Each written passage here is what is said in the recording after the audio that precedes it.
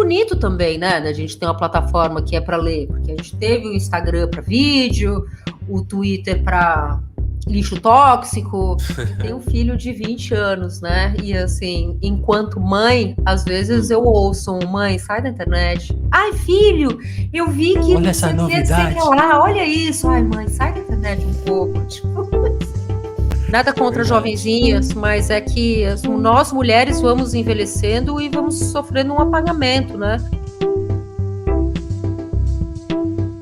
Alô, alô. Começando mais uma edição do Telefonema. Sejam bem-vindos ao nosso podcast da escuta. Tirar aquele momento para pensar na vida, ouvir o outro, né? Telefonemos esse convite para você sair do caos do feed. Você provavelmente encontrou a gente nas redes sociais, mas eu vou te pedir, saia dela agora. Vai lavar sua louça, ficar na cama de boa, ouvindo uma conversa ou fazendo o que você bem entender. Se você quiser ficar assim na internet com 1000 abas, tudo bem. Mas a nossa recomendação é dar esse pause na vida, esse momento, para escutar, porque é o nosso convite aqui. A gente está sempre convidando pessoas que também estão interessadas em falar e quebrar esse fluxo. Hoje eu estou com a Gaia Passarelli aqui, uma das primeiras convidadas do Telefonema, a gente estava lembrando disso. Esse podcast que tem uns 6, 7 anos já, mais de 400 convidados, já entrevistamos todo mundo quase. Faltam alguns milhões de brasileiros ainda para vir aqui, mas virão. Um de cada vez. Gaia Passarelli, seja bem-vinda. Como que você tá? Bom dia! Eu tô ótima. Obrigada por mais um convite. Eu acho que essa é a terceira edição do Telefonemas que eu gravo. Eu acho que é isso também. É, porque teve um lá no começo, né, que a gente estava falando, que foi um dos primeiros, que você me convidou para falar sobre uma entrevista que eu fiz com o Miranda, o produtor musical, que, até onde eu sei, foi a última entrevista do Miranda em vida.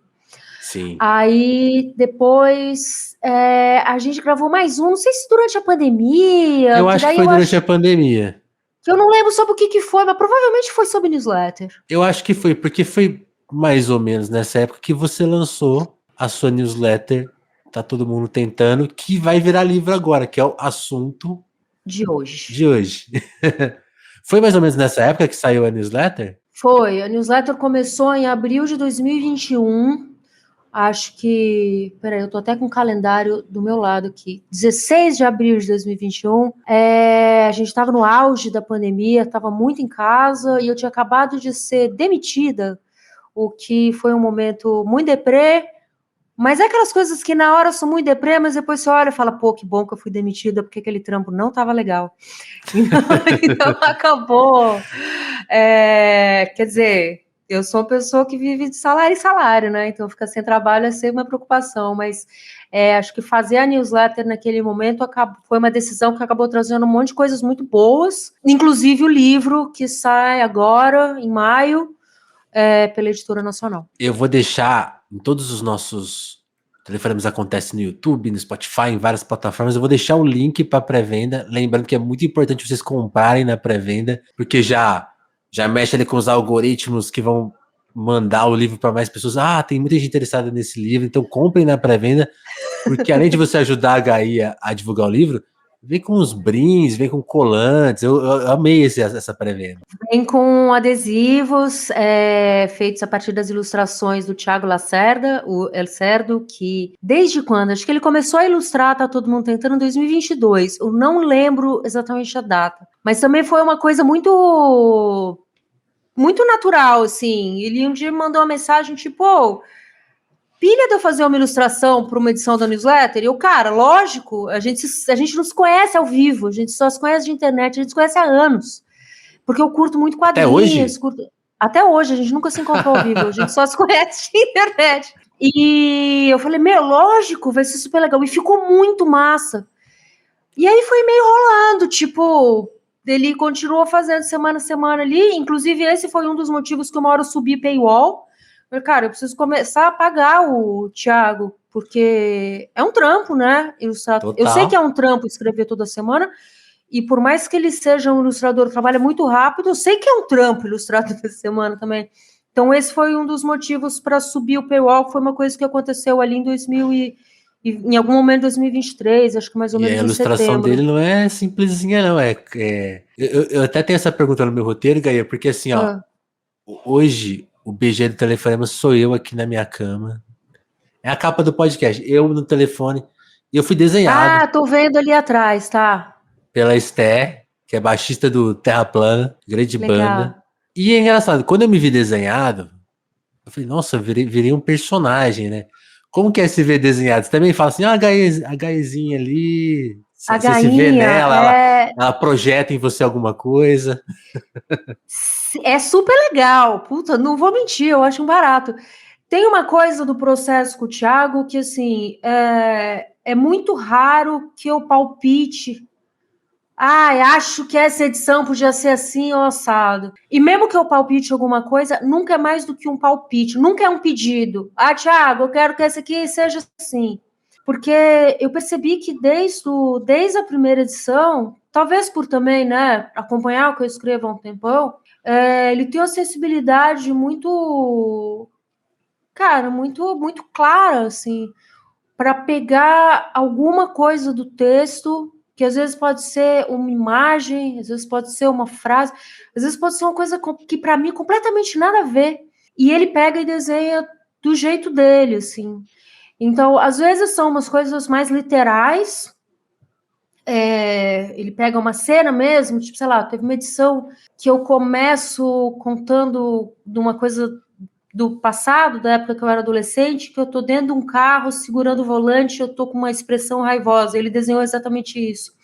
Mas também tem uma outra que eu falo sobre usar batom vermelho, que ele desenhou, tipo, o Nosferatu do filme do Murnau passando batom vermelho na frente do espelho, que isso é uma coisa que veio totalmente da cabeça dele. Não tem isso no texto. Mas o resultado é sempre muito bom. Então, enfim, é uma parceria criativa muito, acho que muito rica e que é muito legal que esteja dando agora na coisa do livro. Mas o que eu ia contar era um pouco do processo, né? Normalmente eu mando o texto para ele entre quarta e quinta-feira, o texto é esse aqui, vai no teu tempo. E ele me entrega sempre na madrugada de quinta-feira, algumas horas antes de eu publicar, porque eu publico na sexta-feira bem cedinho, entre 6 e 7 da manhã. E eu nunca sei o que vai ser, é sempre uma surpresa. Então, é sempre muito legal olhar o que o artista encontrou, né? Tipo, caralho, ele pegou isso. Mas eu, como uma pessoa fã de quadrinhos, eu li muito quadrinho a vida inteira, desde criança, tive uma fase de quadrinho muito forte na adolescência. Putz, eu vou alegar que tem um lugar do ego ali que é muito legal. Eu também falo, ai, que bonitinho eu desenhada. É divertido. Não, e ele tipo, tem as tatuagens, ele respeita o cabelo da vez, né? Então, às vezes tem o cabelo comprido, às vezes tem o cabelo curtinho com franja. Ele é É um muito ilustrador bom. atento. E teve uma coisa muito legal enfim, nessa questão toda da ilustração até agora, que foi que ano passado, na edição de julho, a gente fez uma primeira parceria em quadrinhos na revista Morel, que é uma revista literária muito bacana. Inclusive, acho que tu podia entrevistar o Bressani também sobre a Morel. Mas aqui Bressani, já. venha. Bressani, venha. Já estou aqui palpitando. Que, cara, eu já estava falando com o Bressani há muito tempo queria fazer alguma coisa para Morel, e a gente nunca chegava. Eu dava umas ideias, ele não topava muito, ficava naquela legal, mas nem tanto. E ele falou uma hora, faz uma história tua ilustrada pelo Thiago. Caralho, sim, faz super sentido. Ainda teve um processo meio longo de encontrar a história certa, foi muito difícil para mim. A coisa do escrever roteiro para quadrinho, que é uma parada que eu nunca tinha feito, e acho que até compliquei um pouco o processo, mas acabou rolando e o resultado eu achei muito legal mesmo. Mas assim, dá muito mais trabalho pro Thiago do que para mim fazer uma história em quadrinho. Eu escrevo um lance lá e ele daí tem que desenhar, são 12 páginas, foi complicado. Violenta, violenta. É. Gaia, acho que quando a gente ouve a palavra newsletter hoje, ela tem um significado completamente diferente do que tinha lá em 2021. São só 3 anos, mas é um mundo. Por exemplo, voltando a fazer um paralelo com telefonemas, por mais que podcast seja uma coisa que tem 20 tralala anos, que seja basicamente você falar, é um rádio na internet, há 3 anos, 4 anos, quando a gente começou, você tinha que falar, podcast, mas onde que ouve? Como que funciona? Como que clica? Newsletter é um pouco isso. Hoje ninguém mais pergunta exatamente o que é, mas você pegou esse comecinho de uma, sei lá, renovação de uma coisa antiga, né? Que é essa publicação diária que chega, semanal, mensal, que chega por e-mail, né? Sua visão sobre isso, porque agora tá todo mundo tentando fazer newsletter. Eu acho muito bom que tá todo mundo tentando fazer a newsletter, porque acho que a gente tá muito no momento de cara, um puxa o outro. Falta a gente ter uma grande newsletter que una todas as tribos, como foi o Nirvana. Ainda tem que aparecer uma dessa, porque a gente tem newsletters de notícias muito populares, tipo The News, tipo Meio, que estão aí há um tempão. A gente tem newsletters nessa pegada diarinho, literário, divagações, dicas, tipo a da Tati Bernardi, tipo a Associação do Sem Carisma, e a gente tem a minha, a gente tem várias pessoas fazendo newsletter hoje, mas... Tem autores publicando coisas, né? Tipo, sei lá, o Galera coloca coisa inédita. Tem a newsletter dele que existe Carol Ben-Simon. Isso, a dele já existe há muito tempo, acho que é de 2016, alguma coisa assim. A da Carol Ben-Simon é uma das minhas preferidas, que eu leio sempre.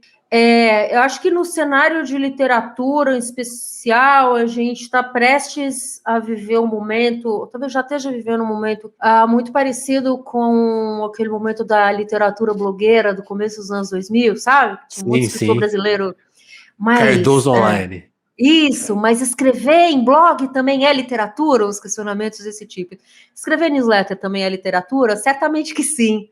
E eu acho que é um espaço muito que aceita muito bem experimentações e que permite que o escritor, que a pessoa que escreve crie uma relação muito direta com a pessoa que lê.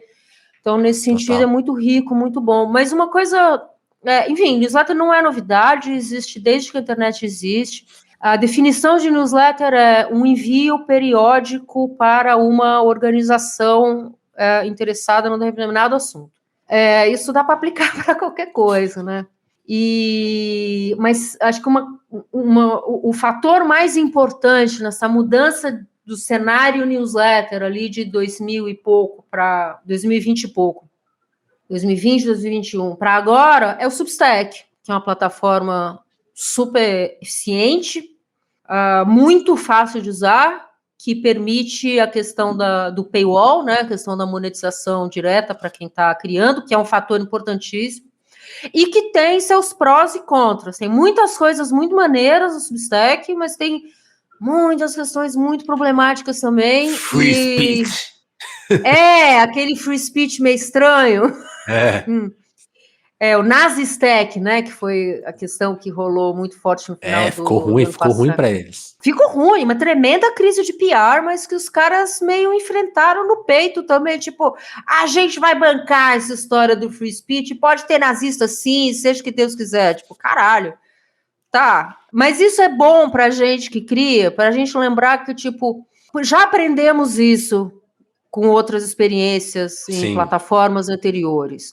Não é o caso para nenhum criador, nenhuma criadora ficar 100% ligado a uma única plataforma. Porque essa plataforma pode tomar rumos inesperados aí e você pode querer mudar e levar o seu conteúdo com você. Substack, você pode levar o seu conteúdo com você para qualquer lugar que você quiser? Sim. Você exporta os seus e-mails, exporta a sua lista, isso é um processo que leva literalmente minutos. Por contrato, você é dono de todo o seu conteúdo, ao contrário do contrato que você tem com o Meta, por exemplo, né? Você não é exatamente dono só dos seus vídeos, dos seus textos. E que pouca gente não, acho que ninguém leu. Ninguém presta atenção nisso. No Substack, você não só no Substack, mas em outras plataformas de newsletter também, no Ghost, no ConvertKit, no Beehive, tem várias plataformas de newsletter rolando hoje, e é muito importante a gente ficar atento a elas. Eu tá sempre na minha cabeça a ideia do tipo, quando que eu vou mudar? No entanto, a Substack hoje é a plataforma mais avançada, mais fácil de usar, e que facilita muito com que o que você está escrevendo, criando, chegue em outras pessoas. Sim. Eu me sinto, de fato, fazendo parte de uma comunidade de gente que escreve, no Brasil e na gringa, que é uma comunidade muito rica, que me acrescenta muito no dia a dia. Não cheguei ainda no momento que eu posso olhar e falar, cara, não vou mais fazer parte disso aqui. Então, colocando na balança, por enquanto eu estou escolhendo ficar. Mas, putz, talvez uma hora escolha sair. Até porque temos eleições norte-americanas esse ano. Vai saber qual que é o caminho que o Substack vai seguir nesse momento, né? Então, enfim, importante ter isso em mente. Uma coisa que eles estão fazendo é, sei lá, a gente tem a newsletter do Telefonemas lá, inclusive fiz o curso da HIA para aprender a mexer tem o curso. coisa. Foi útil para você? Muito útil, porque que bom, você aprendi a usar, tipo assim, todas as coisinhas que são importantes, tipo assim, você ter a sua nota de entrada lá, a coisa da periodicidade que quando eu segui, funcionou, depois eu já não consegui seguir mais, mas tudo bem. É difícil seguir, né? Mas foi muito útil o curso. E aprender a usar e perceber que a ferramenta, tipo, uma coisa que logo que eu entrei, tipo, toda semana tem uma coisa nova. Eles sempre estão mexendo e ficando melhores, assim. Acho que outras redes sociais meio que pararam no tempo, né? E eu vejo que eles ainda é uma coisa viva ali, tá acontecendo. Eu não sei. Puta, eu não sei se eu usaria a palavra melhor. Assim, quando eu escolhi usar o Substack lá em 2021, foi uma coisa meio instintiva. Tipo, bom, tô desempregada, preciso fazer alguma coisa com meu tempo livre. Não posso ter muito tempo livre, porque senão eu fico meio maluca. E, enfim, vamos botar esse tempo para jogo, né? E o que eu quero fazer? Quero escrever. Eu estava me sentindo muito desconectada dos meus assuntos, dos meus temas, da minha escrita, né? Fazia tempo que eu não conseguia me dedicar à escrita com essa coisa da consistência. E eu escolhi o Substack porque, tipo, putz, parece que essa é a plataforma mais fácil de usar no momento. Já tinha algumas pessoas que eu conheço já estavam no Substack, tipo a Lalai. Então vamos aqui, que aqui parece que... Eu queria um lugar onde eu pudesse, tipo, dar copy-paste de um documento Word numa outra já ficou janela. bonito, vai. Respeitou a formatação aqui, os negritos, os itálicos, vou botar um GIF animado e foi. E era isso. De lá para cá, cara, a plataforma complicou tanto. Agora, eu posso escolher não usar áudio, vídeo, 1000 coisas, mas entendo que a plataforma também está dando cada vez mais opções para criadores diversos. A minha preocupação é mais o quanto tudo isso vai fazendo com que você fique preso a essa plataforma, o que, obviamente, é a intenção deles, né? Que você passe cada vez mais tempo lá dentro. Eles conseguiram criar um feed, né? Tem várias coisas, assim, acontecendo. Assim, nas minhas estatísticas ali, né? Eu acompanho muito as estatísticas da newsletter, porque eu, de fato, levo a newsletter muito a sério. Isso foi uma coisa que eu aprendi no curso. Quando eu vi a minha taxa de abertura lá subindo, eu fiquei contente. Então, a consistência funciona, mas é uma coisa que... Peraí, que eu ia falar? As taxas de abertura. Assim, o grosso a vasta maioria dos leitores, das pessoas que leem, tá todo mundo tentando, vem por e-mail, não vem pelo aplicativo do Substack. O aplicativo do Substack, ainda mais aqui no Brasil, escrevendo em português para uma audiência local. É um nicho dentro de um nicho, dentro de um nicho, dentro de um nicho, gente. Isso é traço de audiência. Às vezes, como eu sou muito ligada ao Substack, às vezes as pessoas vêm pedir para mim, tipo, tem um contato, porque eu quero mandar um projeto para eles, de uma ação de patrocínio. Eu falei, tipo... Galera, não tá nesse momento. Eles não têm nem a pessoa que fala português na equipe. Eles acabaram de lançar um dashboard em português que é obviamente feito por inteligência artificial, é péssimo. Então, tá muito longe desse momento. Desse momento, quero dizer, tá muito longe do momento que o Substack vai olhar para a audiência em língua portuguesa e falar, tipo, essa galera aqui é importante. A gente vai chegar lá? Provavelmente, porque o Brasil fez isso com todas as redes sociais. Mas a gente está falando... Abra um escritório no Brasil. Mas a gente está falando de uma ferramenta que é essencialmente para a palavra escrita. Então, ela está em desvantagem em relação a todas as outras. Ela é mais... é um conteúdo que demanda mais tempo, atenção e carinho e dedicação para ser consumido. Odeio esse termo, consumir conteúdo, mas, enfim, nesse caso ele aplica. Tem que ler. Quem gosta de ler aí? Tem que ler, Mas isso é bonito também, né? A gente tem uma plataforma que é para ler, porque a gente teve o Instagram para vídeo, o Twitter para lixo tóxico, enfim, o TikTok para vídeos ultra curtos, o Instagram para foto, tudo isso. E o Substack é o equivalente disso para texto longo.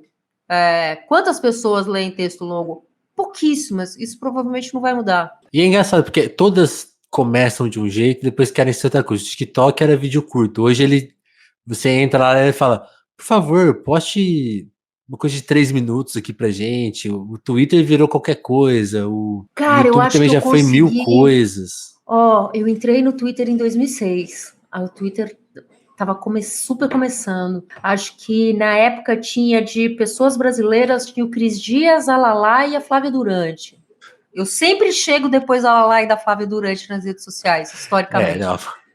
Elas Flávia são Durante é a primeira username. Ela sempre vai lá e garante coisa. dela. Exato. Eu tô sempre ali, tipo, um pouquinho atrás. E, cara, eu tive uma dependência tão maluca do Twitter ao longo de todos esses anos que eu acho que agora finalmente consegui romper. Minha conta tá lá, não quero apagar minha conta para não perder o username, afinal de contas, 2006, mas eu apaguei todos os meus tweets antigos e fechei a conta e faz semanas que eu não entro. Isso fez alguma diferença na audiência da minha... É recente, coisa de semanas. Fez alguma diferença na audiência da minha newsletter? Não. Absolutamente nenhuma. Zero. Ninguém tá nem aí. Tem isso. Isso eu sinto também. E antes eu sentia que fazia diferença. Você colocava o link lá, as pessoas, tô sabendo o que tá acontecendo. Hoje em dia, é qualquer coisa. Não, cara, é aquela lixeira pegando fogo ali o tempo inteiro, mas eu fui desanimando. Quer dizer, sempre foi, né? Tipo, o Twitter está muito tóxico. Não, o Twitter sempre foi um lugar meio complicado. Piorou muito de tempos para cá, sim, mas o que eu acho que piorou para mim em tempos recentes é de, tipo, ficar sendo impactada por um monte de conteúdo merda na minha timeline que não tem nada a ver com o que eu tava vendo. E por que de repente eu tô vendo vídeo de, sei lá, de tragédia, ou Nossa, muito. enfim, trechos de filme. Que porra de conteúdo é esse aqui? Daí, enfim, Uma coisa que ainda me desespera assim, eu vejo pessoas que eu gosto reagindo a pessoas que. Gente, nem é uma pessoa, a gente não sabe quem tá escrevendo. É uma coisa. Pessoa, deixa é lá. Uma coisa assim. Né? Sabe quando nossos pais falavam, não vai mexer com estranho na internet. aí teve a fase que os nossos pais começaram a falar com gente estranha, que é tipo, pai, sai da internet. Agora a gente tá numa época assim, meio reagindo a qualquer coisa, mas essa pessoa nem existe. Com certeza é um bait para você ficar lá despejando óleo, mas tudo bem. Daqui a pouco vai passar essa fase. Eu tenho um filho de 20 anos, né? E assim, enquanto mãe, às vezes eu ouço mãe, sai da internet. Ai, filho, eu vi que olha essa novidade. Que lá, olha isso. Ai, mãe, sai da internet um pouco. Tipo, desculpa. Então, para a geração Z está caída a internet. Sou cringe. Não quero ser invasivo, mas como seu filho consome a internet? O que você pode contar pra gente, assim, de um jovem, a gente que já não é mais tão jovem. Puta, cara, assim, até onde eu sei, né? Porque o meu filho é um rapaz universitário que valoriza muito a privacidade dele, não fica repartindo grandes coisas comigo, não. Então ele tem, por exemplo, um Instagram fechado, do qual eu não posso participar, apesar dele seguir o meu, mas eu não posso participar dele. Engraçado, hein? Meio unilateral isso aí, mas enfim, é o que é. E ele usa muito TikTok. Muito. Mas também usa umas outras. Eu sei que ele usa o Behance, por exemplo, porque ele curte muito fotografia, então ele usa o Behance para publicar as fotos dele, começar a montar o portfólio dele, que é uma coisa importante. Como toda mãe de criança e adolescente nos nossos tempos, teve momentos mais complicados, né? Momentos um pouco mais aflitivos, assim, de ficar demais online. Mas também acho que eu não peguei o pior momento. O Lorenzo, quando ele era pequenininho, ainda não celular, tinha. E já existia celular, mas não existia essa ideia do celular para criancinha. Sim. Tablet. Não tinha tablet, por exemplo. O tablet enquanto um remédio. O tablet pintou quando ele já estava mais grandinho. Inclusive, ele foi ganhar um primeiro tablet agora, para usar na faculdade. Ganhou de presente do padrinho, mas...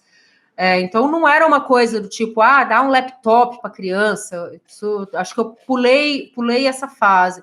E eu lembro, inclusive, quando o YouTube ficou uma coisa muito popular, que eu via com excelentes olhos que, tipo, entre ele ficar vendo TV a cabo, que fica aparecendo um monte de propaganda, um monte de porcaria, e ele assistir desenho no YouTube, eu acho que eu prefiro que ele assista desenho no YouTube.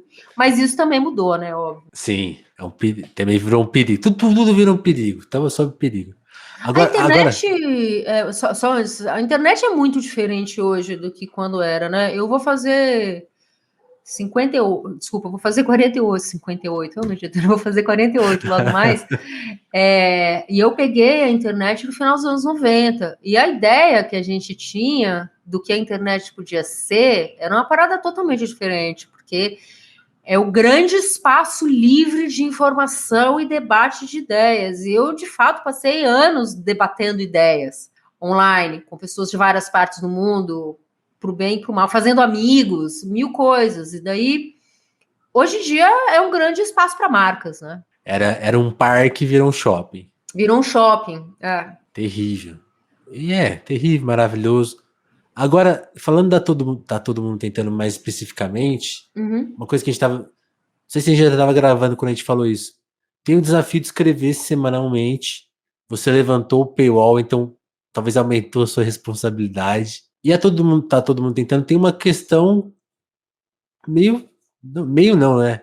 É uma aventura literária sua, tipo assim, de investigar temas muito específicos. Então, tem um grande texto seu sobre a morte, tem um texto seu sobre um texto da sua vida que foi ser VJ, tem um texto sobre assistir filmes, ler livros, tem a metalinguagem, estou escrevendo para uma newsletter, então vai dos grandes temas aos pequenos temas, mas é sempre assim, muito... Ia virar livro uma hora, porque era muito, assim, não sei se é a palavra certa é essa, mas assim, é uma investigação séria, semanal, sobre o que você vê, observa.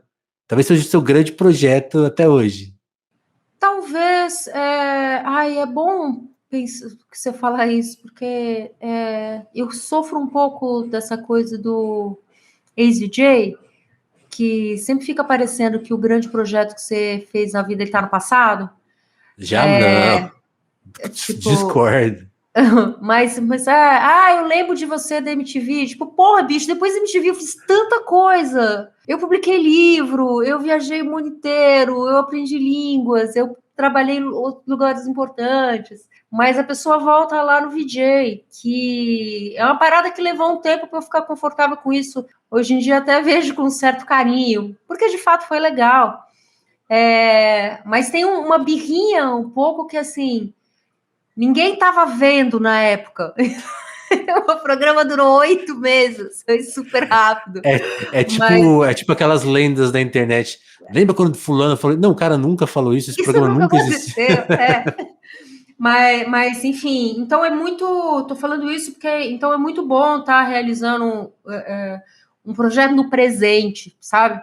Mas também tem essa coisa de tudo na minha vida sempre aconteceu de forma não muito planejada e tá todo mundo tentando, não é diferente. Eu não sentei para escrever uma newsletter lá em 2021 e falar, vou criar aqui um longo projeto de investigação literária que uma hora vai virar um livro. Tipo, cara, tô precisando me reconectar com até o nome vem daí, né? Tá todo mundo tentando, era tipo... Estamos aqui, ó. Esse meta, né?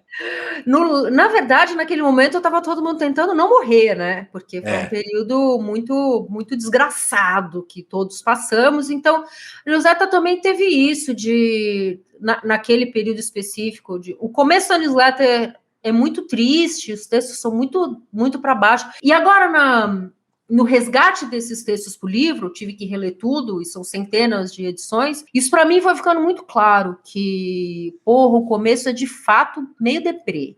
Mas estávamos todos vivendo um momento meio deprê, não dava para escapar disso. Eu estava comentando isso esses dias, não sei se você concorda. A gente já esqueceu desse, assim, acho que você e uma galera não, mas muita gente já esqueceu que, tipo assim, era um feeling real, embora seja sei lá, um fato da vida, todo mundo vai morrer. pode ser a qualquer momento, né? Aquela coisa do Gil, né? Cada segundo pode ser o último, né?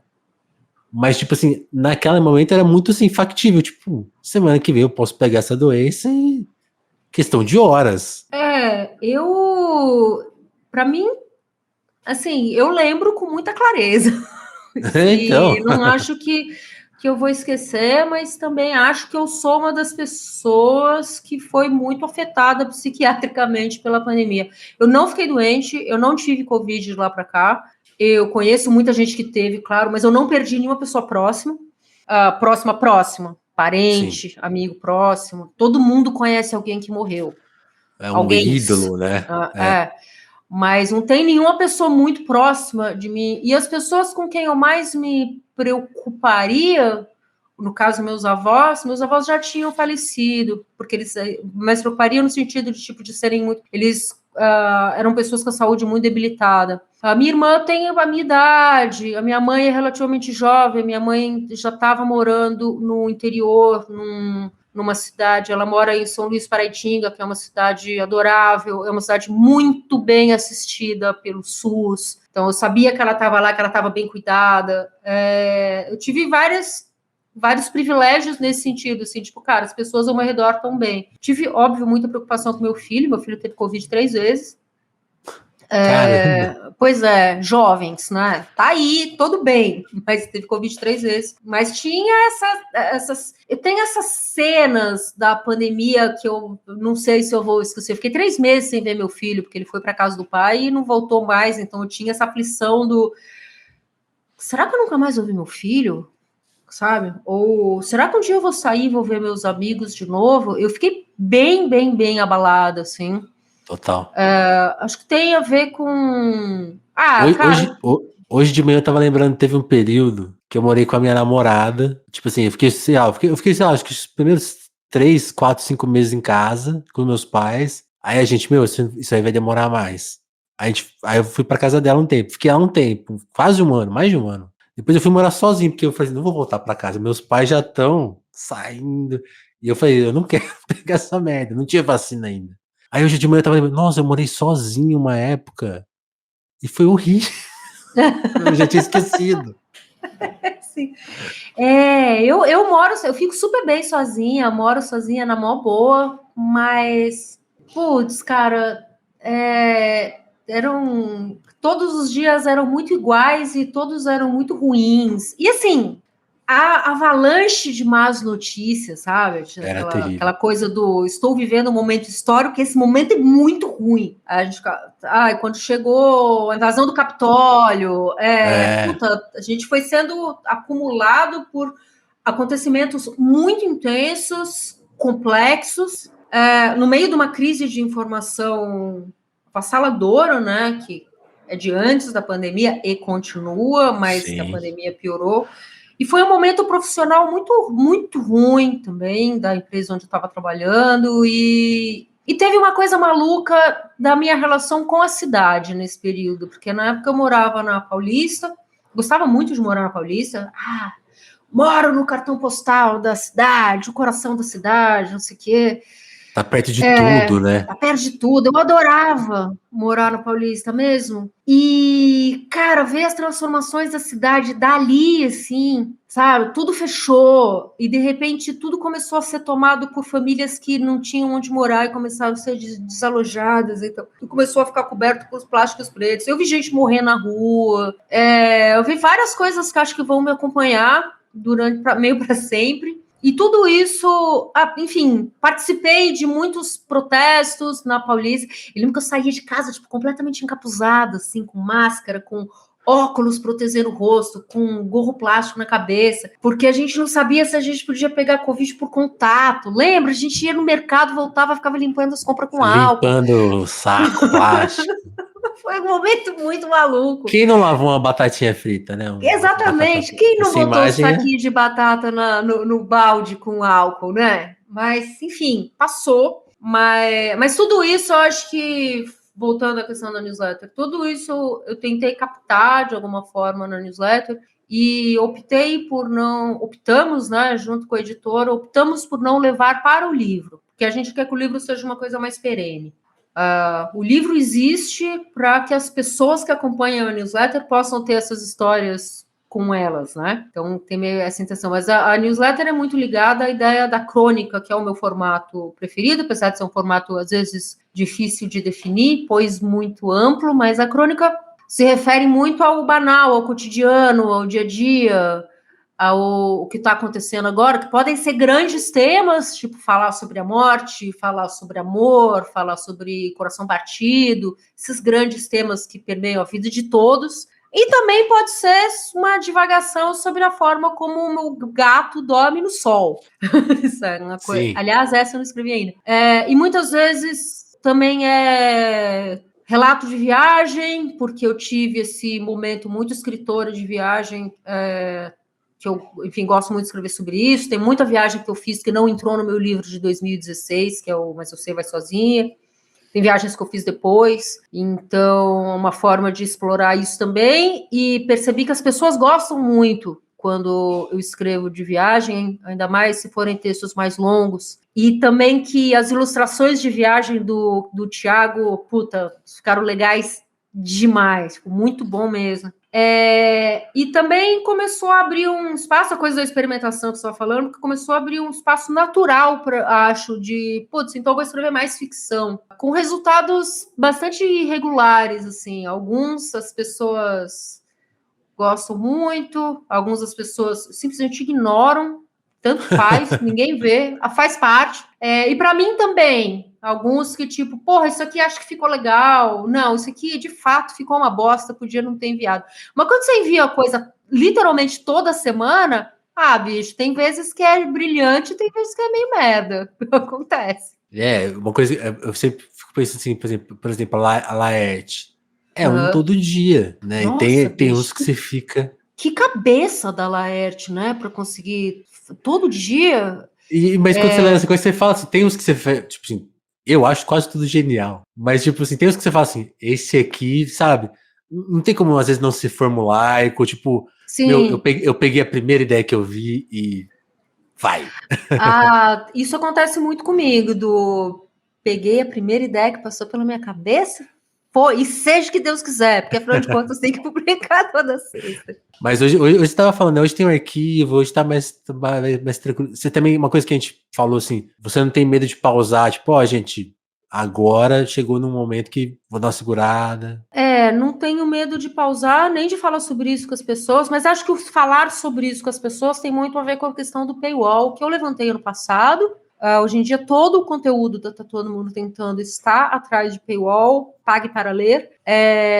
Faço algumas edições abertas quando eu quero, quando acho que a edição está muito legal, ou pelo menos umas 2 vezes por mês rola. Mas eu fui entendendo também que dava para organizar a newsletter um pouco na forma de temporadas, de um jeito que eu não precisava parar de escrever só na hora que eu ficasse totalmente estressada. Caralho, não vou conseguir fazer, vou parar. Tipo, não, vou planejar pausas. Então, hoje eu faço a newsletter, são 4 temporadas por ano, né? Uma por trimestre. No final do trimestre eu dou uma parada de mais ou menos um mês, retomo. Agora, como tem pagantes, né, que mais do que pessoas leitoras são pessoas clientes, não posso parar totalmente. Então, eu me organizo para rever alguns textos antigos, continuar. Esses textos não são apenas reposts, eles são reedições mesmo, que é uma forma de eu ir melhorando um conteúdo anterior ou atualizando. Gosto disso. E dar valor para o acervo, né? Porque são uma coisa meio Jorge Lucas. Pode crer. Vou mudar a cor aqui do sabre. Vou tirar as arminhas dos Stormtroopers ali. Mas é uma forma de retrabalhar um acervo também, que é um acervo que é valioso para mim. E lembrar as pessoas que, bicho, tem mais de 200 edições publicadas. Isso. Agora, a questão do paywall. O paywall pintou numa hora que eu estava muito prestes a... Cara, ou incluo isso aqui na minha vida de forma profissional, e com isso eu Ou vai quero ter dizer que... ganhando, ou eu vou ter que abrir mão, porque eu trabalho pra caralho. E eu gosto muito de fazer, mas eu preciso dar um outro passo, e eu acho que esse passo natural é o tal do paywall. E eu fiquei... eu Você não ficou receosa, tinha... tipo, Super. vão me abandonar. Super. Mas eu me preparei também. Eu fiz pesquisa, falei muito com as pessoas. Eu tenho uma comunidade muito legal de outras pessoas que escrevem no Substack na gringa. Então a gente sempre tem muita troca. Como tá sendo para você? Então foi uma decisão. Não foi uma decisão leviana, foi uma decisão muito pensada, mas ainda assim eu não tinha como saber se vai ser um fracasso total, do tipo, as pessoas vão me xingar na internet, ou vai ser um puta do sucesso e eu vou ter milhares de assinantes e eu vou poder viver só disso. Não foi nenhum nem outro.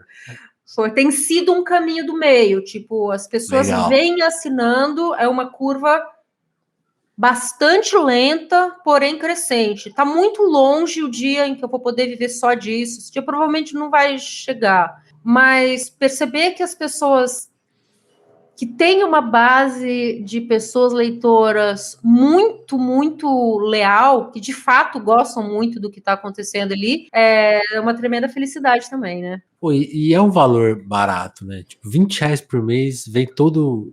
É o preço de um streaming que, sinceramente, gente, a gente paga coisas demais que não precisa na internet. É metade do preço da Netflix, mas eu já entendi que essa coisa do caro ou barato varia de pessoa para pessoa. Eu recebo muito. Quando eu fiz a pesquisa, antes de levantar o paywall ano passado, eu perguntei, tipo, para as pessoas: vocês acham R$ 20 um valor caro ou barato? E eu tive resposta nos dois extremos. Imagina, R$ 20 não é nada. E gente falando, puta, para mim R$ 20 por mês é muito. Então, Verdade. varia. Eu acho adequado, porque são 8 envios, às vezes 10 por mês. É bastante conteúdo. Acho que não dá para ser mais barato do que isso, mas eu super compreendo que para algumas pessoas, tipo, bicho, não dá para bancar, tudo bem. Porque aí tem que falar, né? Tem o Guia Paulicé e tem o acervo, né? Então você está comprando Isso. muita coisa, não Tem o é? guia, que sai toda quinta-feira. Inclusive, quando eu faço uns descansos, o guia não para, o guia continua. Mas o guia é uma parada muito rápida de consumir, muito rápida de fazer. E também tem um outro envio mensal que chama Zeladoria, que é o e-mail de dicas, porque as pessoas gostam muito de dicas de filmes e livros, não sei o quê. Então, é isso. Tem entre 8 e 10 envios toda semana, além do acervo. É bastante coisa. E também lembrando que a edição da semana, da sexta-feira, o Guia Pauliceia sai quinta de manhã, tá todo mundo tentando, sai sexta de manhã. Não tem só a crônica, né? Tem a crônica, tem a ilustração, sempre tem umas diquinhas de coisa. E eu voltei a fazer uma coisa que é a crítica musical, que eu tinha parado de fazer, e tá lá no final do e-mail. As pessoas não dão muita atenção, mas tá lá. Oh. No Por momento eu que tô você fazendo. voltou? Fiquei curioso agora. Porque, cara, tem uma comunidade, palavra. Estamos vivendo um momentinho muito bacana da crítica musical no Substack e em podcasts. Eu acho Oh. que eu voltei a acompanhar gente que escreve sobre música e isso me deu vontade de fazer parte disso. Mas brasileiros? Tem brasileiros, o pessoal do Vamos Falar sobre Música, a newsletter do Bruno Capelas, tem várias, não vou lembrar de cabeça agora, mas tem várias. E tem muito gringo, muita newsletter gringa de música, muita mesmo, newsletter e Uma podcast. coisa que eu sonho é a gente ter o nosso letterbox pra gente pra ter uma onda, sabe? Que nem teve agora todo mundo é cinéfilo, então eu acho que vai vir, eu sinto que vai vir essa onda. Quem fizer essa plataforma, eu já tenho a minha favorita que é a Album of the Year, mas ninguém tá lá ainda. Então vamos pra lá, gente. Vamos, sei lá. Porra, eu gosto do Letterboxd também, apesar de eu não escrever reviews, mas eu gosto muito de ficar lendo reviews dos outros e ficar escrevendo, Eu brigo ficar... muito mentalmente lá. Nossa, mano, não é possível. Mas da crítica musical, é que teve uma coisa assim, quando eu saí da MTV lá em 2013, quando a MTV acabou e fomos todos saídos da MTV lá em 2013, eu tava vivendo já um total esgotamento dessa coisa da opinião sobre música. O que você achou do disco novo de não sei quem? Eu não achei nada, eu nem ouvi, eu não quero ouvir, eu não quero falar sobre isso. Ouve você e vê o que você pensa. Enfim, tava bem de saco cheio. Tem muito a ver com redes sociais, uns tweets tipo, Gaia, mas fala do disco novo de sei lá quem. Não quero, me deixa em paz. Tô vivendo outras coisas, sabe? Tava, enfim, de saco cheio daquele momento mesmo. Sim. E daí, agora teve cara, um descanso. Agora teve um descanso, mas eu nunca deixei de ouvir música. Música nova, música velha, coisas de muita música brasileira, que é da geração dos meus pais, para a qual eu nunca tinha dado grandes importâncias, hoje em dia eu dou.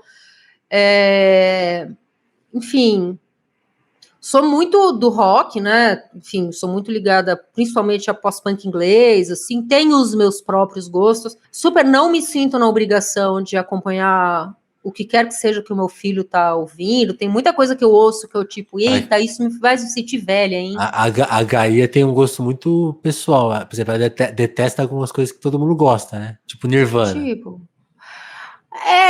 De fato, não é uma banda que nunca fez certo na minha vida. É a única que eu sei. Eu tinha que... Acho totalmente overrated. Acho que pintou num momento que a gente estava vivendo um momento musical muito foda, com muita coisa muito boa acontecendo, e a explosão do Nirvana, que não é necessariamente culpa deles, tá? Mas é um fenômeno midiático que acabou apagando muitas bandas muito boas do mesmo período. A minha crítica principalmente é essa. Mas enquanto banda mesmo, nunca me interessou. Que mais? Depeche Mode é uma banda que eu não curto tanto, apesar do vocalista ser um tremendo de um fodão, mas nunca me pegou. Eu fico só com Enjoy the Silence e Strange Love.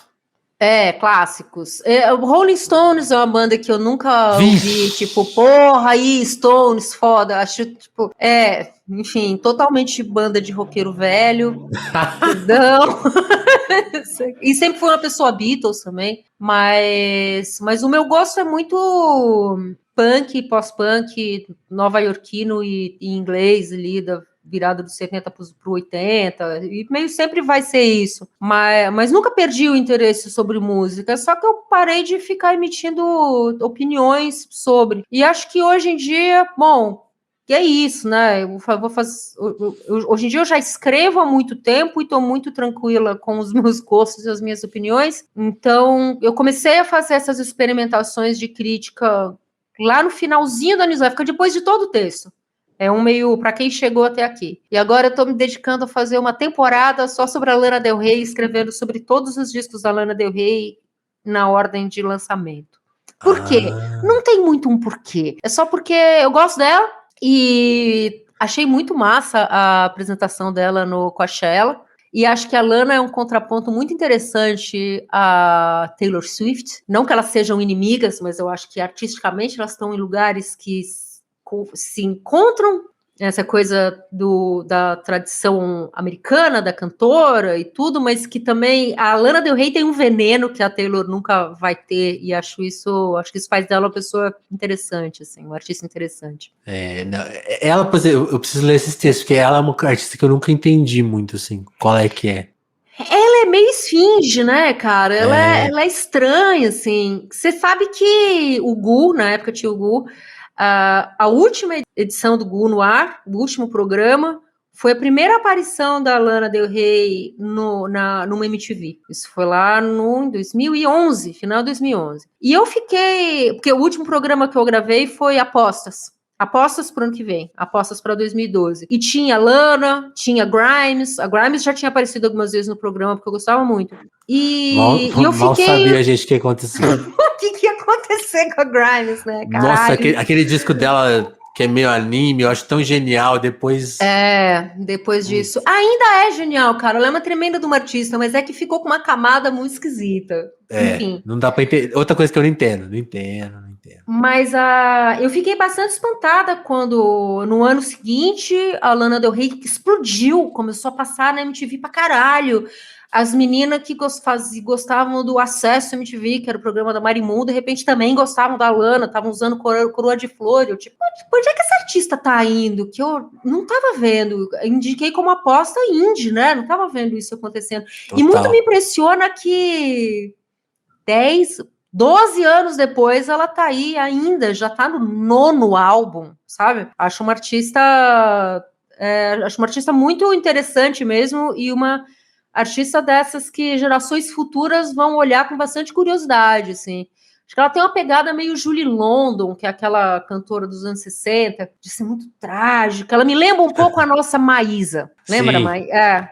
Muito intensa. Muita música no piano, triste. Né? Meio cantora de cabaré, mas ela também tem uma coisa com o americano redneck, assim. Enfim, ela é bem, bem particular. E... Agora é engraçado ela ser o contraponto da Taylor Swift. Por exemplo, a Saint Vincent, que eu acho super legal. Eu tava ouvindo o disco dela novo, aí descobri que ela colabora com a Taylor Swift. Assim, ela é a coautora de Cruel Summer. Toca em qualquer loja de roupa, assim.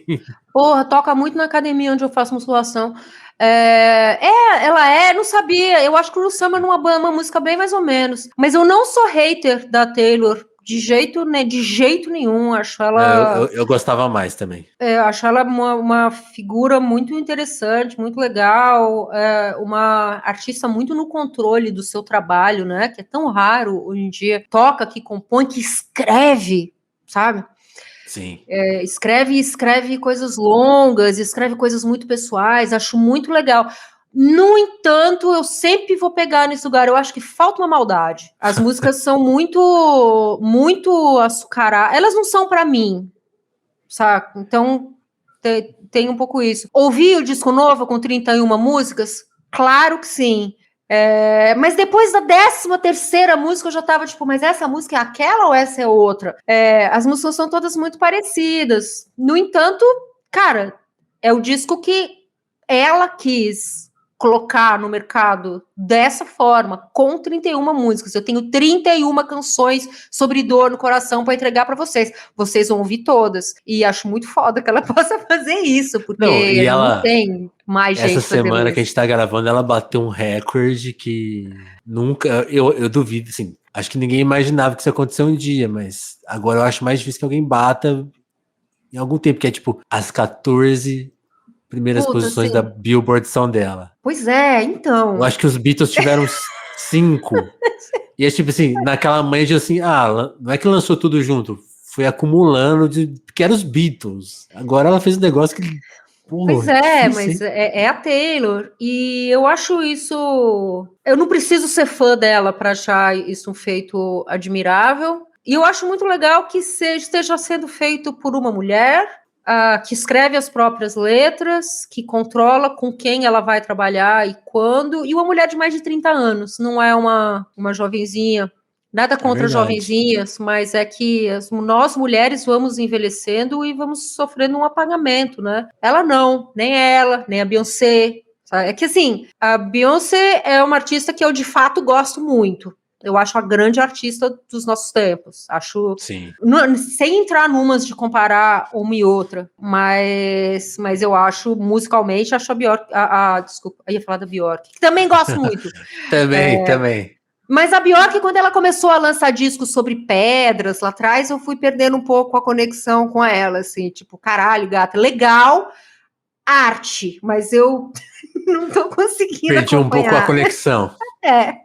Gaia, ainda falando do livro, a gente foi longe, foi lá longe. Mas o programa é para isso mesmo, né? É para isso mesmo. Deixar eu falar, eu sou capaz de falar. Mas uma coisa que eu queria saber, como que você definiu as 3 sessões do livro? Porque tá todo mundo tentando, tem todo mundo e 011. Como que essa divisão foi pensada? Porque aí tem, talvez algumas pessoas possam pensar, duvido que pensem isso, mas só é aquele mote de entrevista de jornal, assim. Mas por que eu vou comprar coisas que já estão na internet, de novo?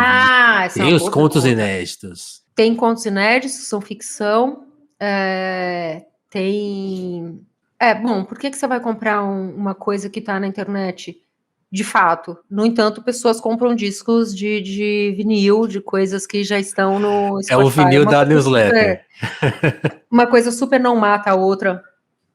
Quem gosta de livro, gosta de livro.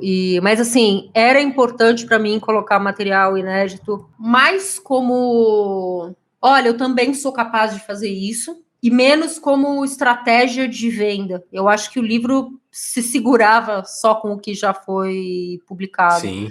Porque a ideia é que seja, enfim, um produto que as pessoas que gostam muito da newsletter possam ter consigo. Por isso que ele é bonito. Ele tem a bordinha arredondada, ele é ilustrado, ele é pensado para ser bonito. Mas tem essa capa que eu achei super moderna, essa coisa meio de cotidiano. Que tem gente que vai comprar só pela capa, pode apostar.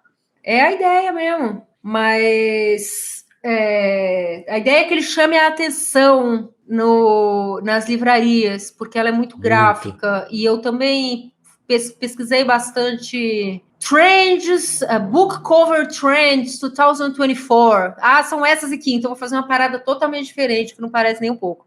E tem muito a ver com a newsletter, né? Tem o traço do Thiago, que é muito característico. Mas a coisa da divisão em sessões, isso foi uma sugestão da Ivânia Sucim, que é a minha editora na Nacional, que foi para quem eu levei a ideia do livro ano passado. Esse livro, assim como aconteceu com Mais Você Vai Sozinha em 2016, eu não fui convidada por uma editora para fazer, porque tem um pouco essa ideia, como se coisa de publicar livro fosse um processo meio mágico, que uma hora alguém bate na sua porta e fala, nós vamos te publicar. Não é assim. Você primeiro tem que escrever e depois você tem que camelar, tentando convencer alguém a te publicar. Eu dei a sorte de cara bater na porta de uma editora. Bater na porta certa. Porque eu dei uma pesquisada na editora, no que eles estavam publicando, e falei, isso aqui tem a ver. Eles vão gostar. E, de fato, eles foram muito receptivos. Estou dizendo, a Editora Nacional. Eles foram muito receptivos e gostaram e olharam enquanto produto, porque o livro é um produto. Falaram, cara, isso aqui tem a ver com parte do nosso catálogo no momento, vamos fazer. E aí eu fiz uma seleção de dezenas de textos, mandei para a Ivânia, que era uma mistura dos meus preferidos e dos preferidos dos leitores. Não são os mesmos. Os preferidos dos leitores são outros. E, a partir disso, ela propôs essa divisão, porque a divisão ficava fácil da gente pensar quais textos de fato entrariam, né? Ter uma coesão, assim, e para também ilustrar, porque essa foi uma coisa que eu trouxe, tipo, mas é importante que o livro seja ilustrado por esse artista, porque ele faz parte do projeto. E então ficava fácil também, tipo, vai dar para ilustrar dezenas de textos num livro só? Não, porque o livro ia ficar desse tamanho, e papel é caro, distribuição, mil coisas. Mas se a gente divide por trechos, a gente consegue contar com ilustrações por trecho, além de pensar um abre bonito e tal. Então, funcionou. Ele tem mais várias ilustrações dentro, pensadas de acordo com os textos. É isso. Tá Todo Mundo tem a ver com é uma seleção desse tipo de texto que eu faço muito na newsletter, que tá todo mundo tentando escrever, tá todo mundo tentando dormir. Tá todo mundo tentando mais um verbo no infinitivo. O Todo Mundo são histórias de viagem. E o 011 são histórias ligadas a São Paulo, porque o livro, enfim, é meu, portanto, é muito São Paulo-cêntrico. Desculpa outras cidades, nada contra, mas é que eu moro aqui, então fica mais fácil escrever sobre aqui mesmo. Uma coisa que você falou que eu achei legal, assim, os favoritos dos leitores não são os seus. Qual que é o seu texto favorito até hoje? Cara, o meu texto favorito... Eu vou dar uma resposta especialmente tendo que reler tudo, né, para publicar. O meu texto favorito até hoje é o primeiro de todas as edições da newsletter, 16 de abril de 2021, que é o Voltar a Fumar, que eu tinha acabado de voltar a fumar, eu já parei, tá? Mas já acabado de voltar a fumar, porque eu acho que ele tem uma coisa, ele tem um pouco de tudo o que eu gosto no projeto. Ele é sobre uma questão cotidiana, é sobre uma questão pessoal, mas ele tem uma maldadezinha, porque, tipo, porra, não vai recomendar alguém voltar a fumar? Que péssima ideia. Em pleno 2000 e também tem muito a ver com aquele momento. Eu tava no momento que eu tava olhando pela janela e falando, foda-se, eu vou tomar meu uísque de manhã. Ninguém tá aqui para me impedir. Você estava vivendo meio essa fase. Crazy. E voltei a fumar, foi uma péssima ideia. Eu perdi o controle com o cigarro muito rapidamente. Eu nunca tinha sido uma pessoa que fuma um maço a cada 2 dias. Mas durante a pandemia isso aconteceu. Assim, quando eu vi, eu estava fumando o tempo inteiro. Porque estava muito estressada e porque estava dentro de casa. Aquela ideia do escritor na mesa, com o cinzeiro, o cigarro queimando, estava vivendo muito esse momento. Aí eu parei de fumar de novo também e não voltei desde então.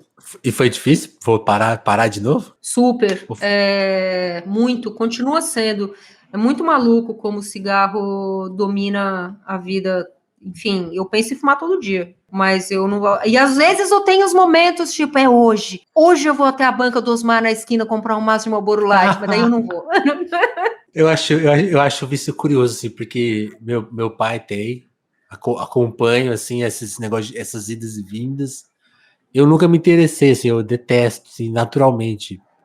Eu era muito acostumado, eu era aquela criança que ia no boteco, vivia naquela fumaça. Sim. Aí quando meu pai parou de fumar e ele voltou, aí eu comecei a odiar, porque, nossa, realmente é fedido, uma coisa horrível. É fedido. Para quem tá do lado e não fuma, o cigarro é péssimo. Ele suja os lugares, o cinzeiro, é muito ruim.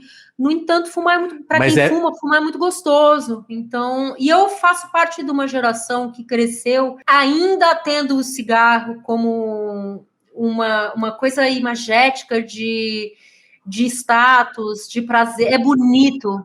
Uma coisa adulta também, né? Primeiro traço de uma adultice. Não, pode fumar, agora pode beber. Pode fumar. Enfim, quando eu era criança, nos anos 80, o cigarro era onipresente. O cigarro estava em todos. Gente, podia fumar no ônibus. As pessoas estavam dentro do busão. Imagina que loucura. A minha imagem favorita é as pessoas que fumam no avião. Imagina fumar no avião, né? Tipo, não. Quando proibiram, mas você está cerceando os meus direitos. Que direito? Mas que direito é esse? Esse direito você não tinha nem que ter. Não vai fumar. É o clássico episódio do Roda Viva, né? Os jornalistas inconformados com o Maluf proibindo de fumar. E o Maluf sendo a voz da sensatez, né? Galera, o garçom tá lá e ele tá correndo risco de ter câncer de pulmão por causa dos clientes. Tipo, mas então o garçom tem que escolher trabalhar num lugar que que não aceite fumantes. Tipo, gente, que espécie de raciocínio é esse? Mas enfim. Mas depois eu acho. Uma coisa que eu queria compartilhar com você que depois eu achei bonita, assim. Que as pessoas zoam muito esse episódio como um choque de cultura, mas acho que não sei se foi a Bia Abramo que lembrou, a gente já falou assim: não esqueçam que esses caras estavam diante de um filhote da ditadura, que era maluco. A sede de liberdade era tamanha. Aí eu fico pensando, nossa, olha o que a ditadura faz com a gente, né? Tipo assim, você fica quase irracional para confrontar a pessoa, né? Total, eu não tinha pensado nisso, é um excelente ponto. Talvez se eu tivesse naquele momento na frente do Maluf, eu também ia estar disposta a discordar de qualquer coisa que ele tivesse falando. Eu vou andar sem cinto, sim, filha. Exatamente. Que é o que acontece. Sem cinto porque você não vai me obrigar a dar de cinto. É isso. Bizarro.